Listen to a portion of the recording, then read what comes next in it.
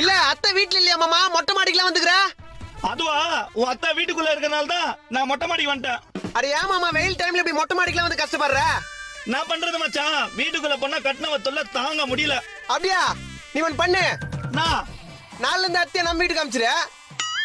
நாது இல்ல மாமா, நாளைக்கு நானும் அப்பாவும் வெளியூருக்கு வேலைக்கு போறோம்.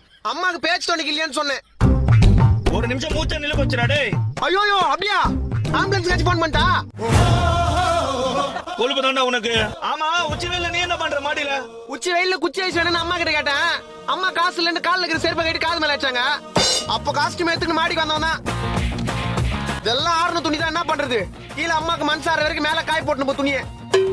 சாதாரண குச்சி ஆயிடுச்சுக்காடா. என்ன பண்றது?